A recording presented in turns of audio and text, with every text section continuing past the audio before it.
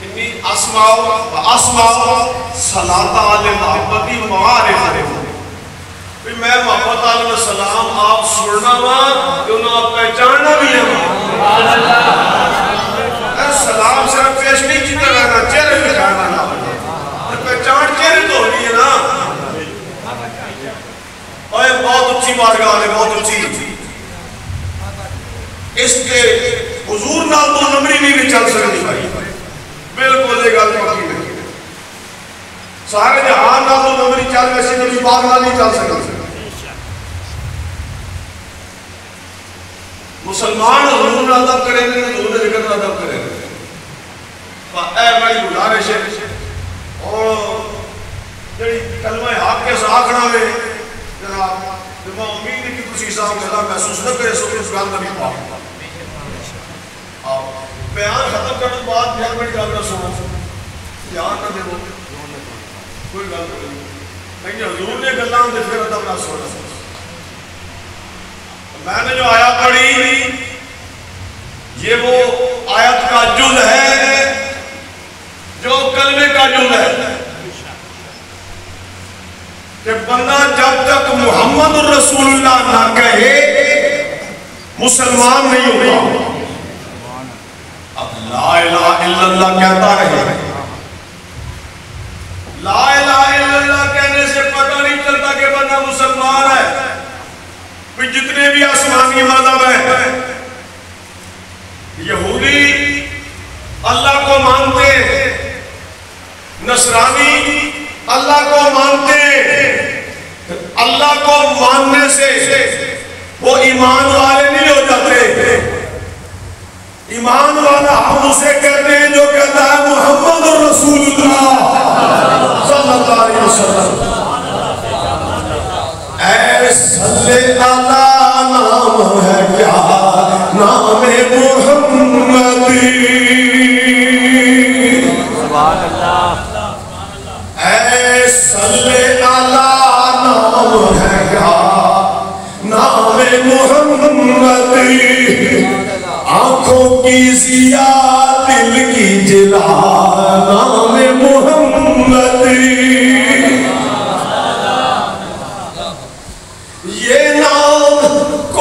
کام بگڑنے نہیں دیتا بگڑی کو بھی دیتا ہے بنا نام محمد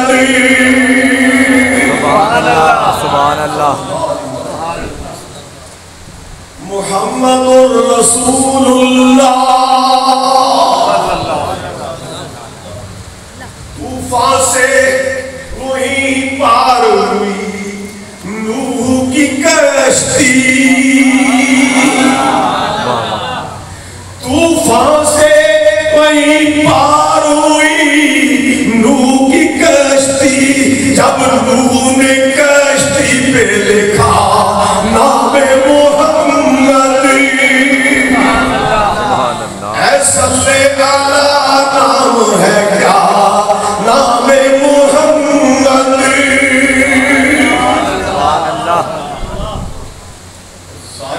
اسی نام سے جڑی ہوئی ہے تھے جنوں شیاطین جو سلیمان کے مسخر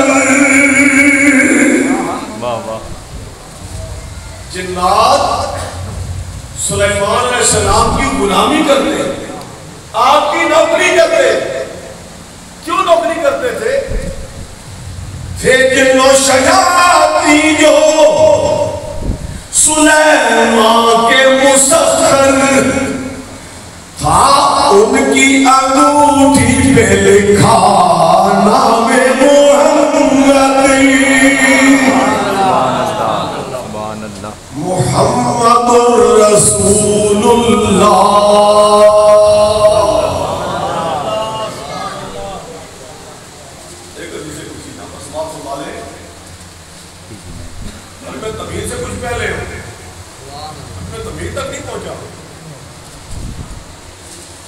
وعزتی وجلالی لا اعذب احدا تسمى باسمك في النار. سبحان اللہ. مجھے اپنی عزت کی قسم وعزتی وجلالی، اللہ کہتا ہے مجھے اپنی عزت کی قسم، اپنے جلال کی قسم، جس کا بھی نام محمد ہوگا اسے میں دوزخ میں نہ جلاؤں گا. ایسا لے اللہ نام ہے کیا نام محمد، ایسا لے اللہ نام ہے کیا نام محمد. آنکھوں کی ضیا دل کی جلا نام محمد.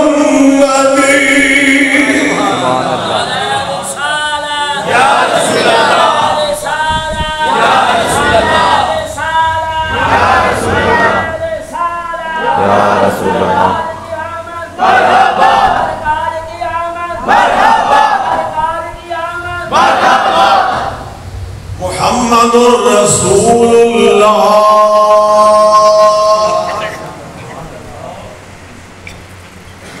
وہ چھوٹی چھوٹی بیماریوں کی کیا حیثیت ہے؟ یہ تو وہ نام ہے جو کفر کی بیماری کو دور کر دیتا ہے. سب سے بڑی بیماری تو کفر کی بیماری ہے. یہ جو لبوں سے ادا ہوتا ہے بندہ مسلمان شمار ہونے لگتا ہے، جو دل سے نکلے تو بندہ ایمان والا ہو جاتا ہے. تو یہ نام اللہ نے اپنے محبوب کو عطا کیا. میلاد کے حوالے سے گفتگو ہے. سرکار کے دادا پاک جناب عبد المطلب،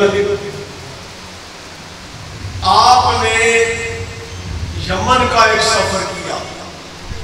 اب عربوں کا طریقہ تھا کہ وہ سردیوں میں یمن کے تجارتی سفر پہ جاتے ہیں کہ یمن گرمی کا خطہ. گرمیوں میں وہ شام میں جاتے ہیں. یہ سورہ قریش میں ایلاف ہے شتائے و صیف. یہ جو سفر ہے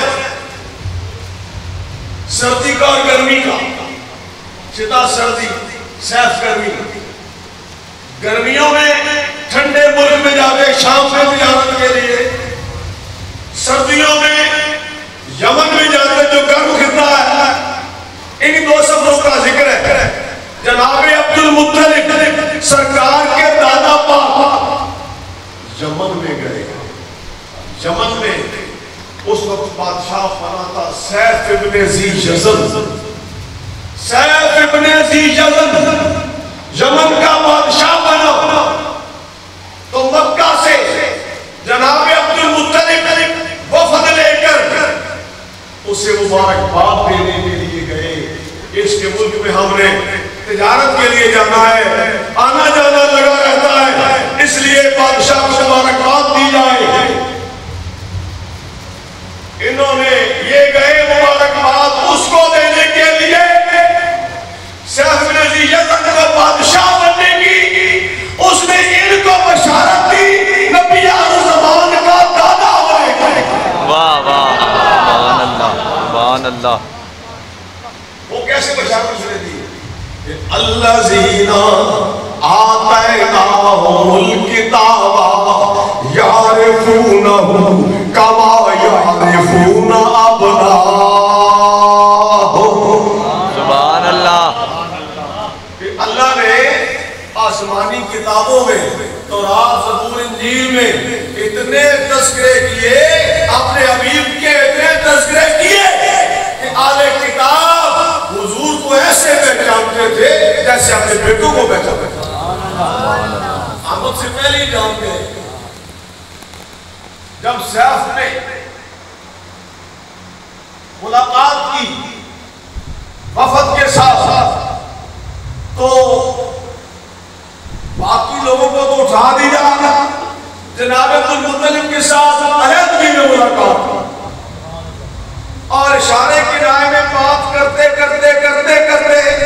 بات یہاں تک لے آیا کہ عبد المطلب آپ ہی وہ خوش قسمت انسان ہیں جن کے گھر میں وہ بیٹا پیدا ہونے والا ہے جسے اللہ تعالیٰ نے آخری نبی بنایا ہے۔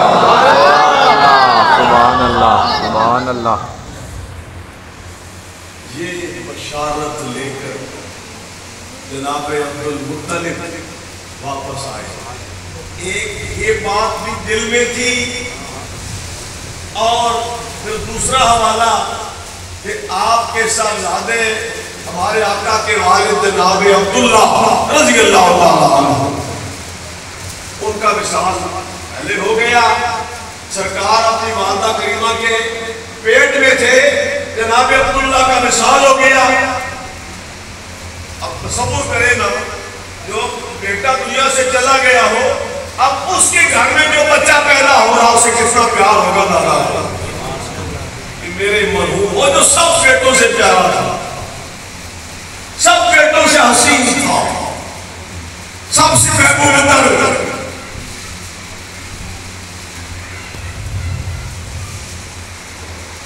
بات ہو گئی مدینہ میں عبداللہ کا مزار شریف مدینہ میں۔ اب جب پوتا پیدا ہوا، ایک بشارتیں اس بچے کے حق میں مل چکی ہے، اور دوسری بات کہ وہ مرحوم بیٹے کا بیٹا ہے۔ عبد المطلب سرکار کے دل میں اس بچے کا پھر کتنا پیار تھا۔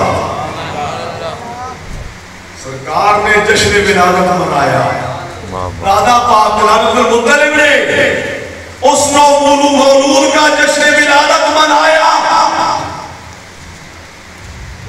ایک سینکڑوں کوچ دبا، دو چار نہیں سینکڑوں، ایک 100 رنگ کی روایت میں 200 رنگ کی روایت ملتی ہے کہ اونٹ ذبح کیے، سارے عرب کو بلایا، عرب کے بڑے بڑے قبیلوں کو بہت بڑی ضیافت کی۔ آخر زمان نبی کا جشن ولادت عقیقہ ایسا ہی ہونا چاہیے تھا، انسانوں کو کھلایا اور جانوروں کے لیے اونٹوں کا گوشت وہ پہاڑوں پر بھی رکھا گیا کہ جنگل کی مخلوق بھی اس کو مولود کے جشن میں شریک ہو جائے۔ جو آنے والا صرف انسانوں کے لیے نہیں آیا ہے، وہ ساری کائنات کے لیے رحمت بن کے آیا۔ سبحان اللہ، واہ واہ۔ ضیافت ہوئی، کھانا کھانے کے بعد وہ گفتگو شروع ہوئی تو عرب کے سرداروں نے کہا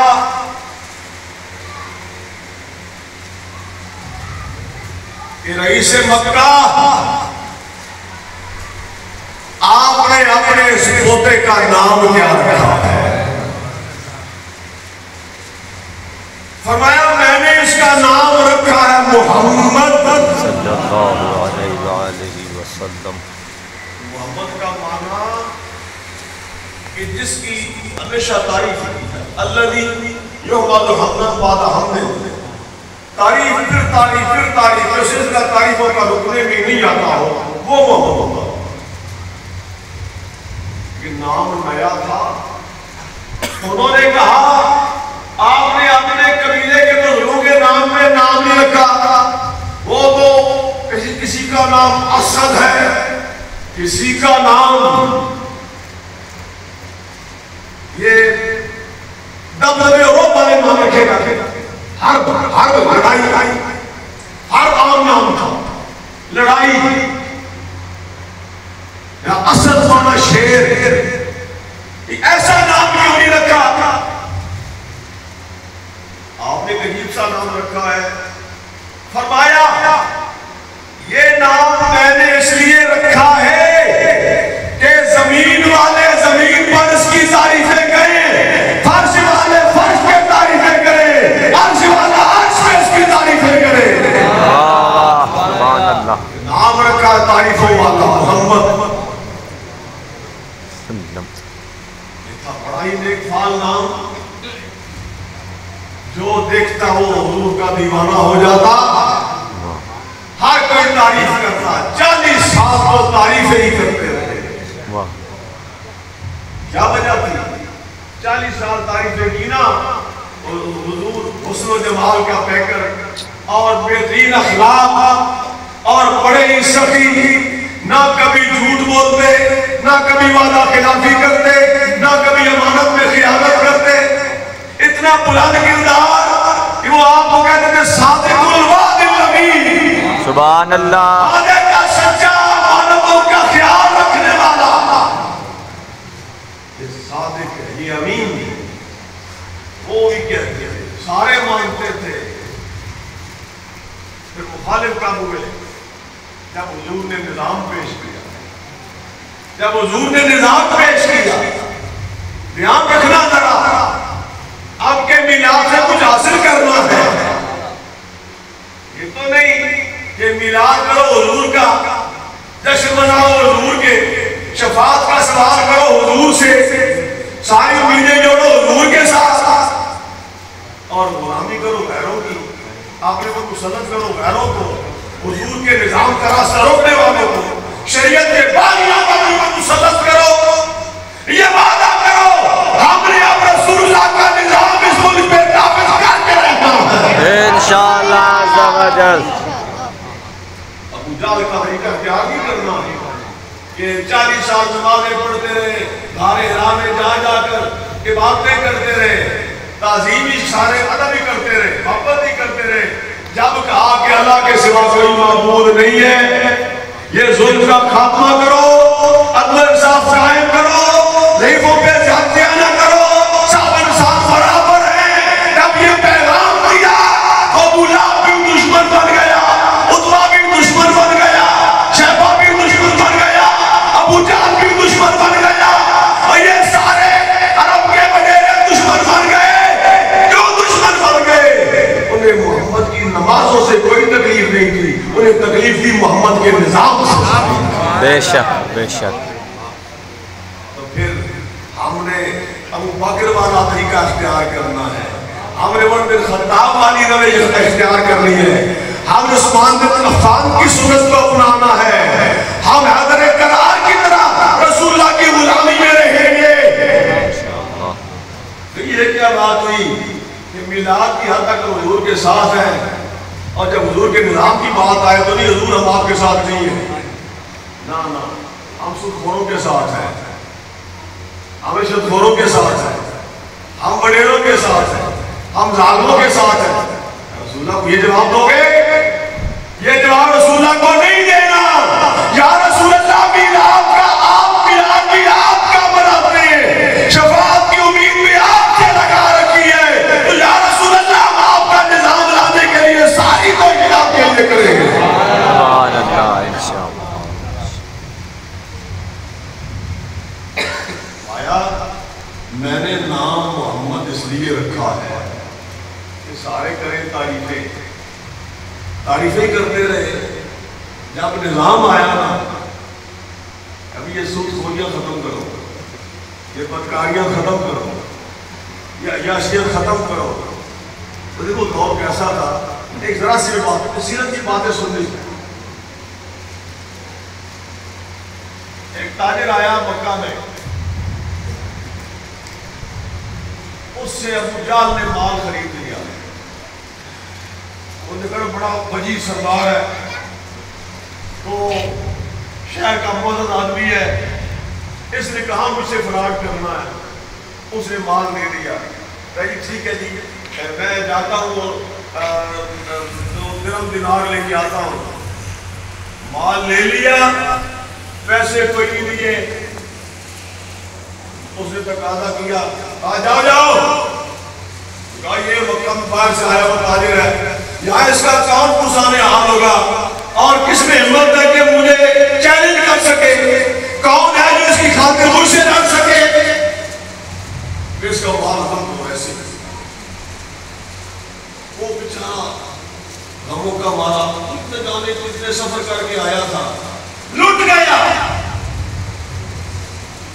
اب جس کو پتہ چلتا ہے کہ فلاں بڑا سردار ہے، وہ اس کے پاس جاتا ہے، اپنا سوال پیش کرتا ہے، وہ پہلے تو خوش اندیش کہتے ہیں، لیکن جب کہتے ہیں کہ یہ مال لوٹا ابو جہل نے ہے، کہتے ہیں کہ اس سے تو ہم کچھ نہیں کہہ سکتے، مال اس سے کچھ نہیں کہہ سکتے۔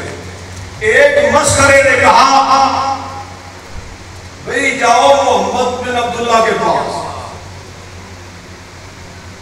ان سے کہو وہ تمہاری مدد کریں۔ اس کی نیت کیا تھی کہ وہ ہیں بڑے مہربان ہیں، وہ اس کے ساتھ چل پڑیں گے۔ آگے ہے ابو جہل بدتمیز، وہ ان کے ساتھ بدتمیزی کرے گا تو ہمارے دل خوش ہوں گے، تماشا دیکھیں گے، ہم تماشا دیکھیں گے۔ اس خیال کے ساتھ اس تاجر کو حضور کے دروازے پہ بھیجا کہ مجھے ابو جہل سے میرا روپیہ دلا دے۔ چلو چلتے ہیں، کوئی بھاگو مسئلہ نہیں، چلتے ہیں۔ اس تاجر کو، مظلوم تاجر کو لے کر ابو جہل کے گھر پہنچے، دستک تھی، وہ باہر آیا، فرمایا اس تاجر سے مال لیا ہے، جو اس کا حق بنتا ہے وہ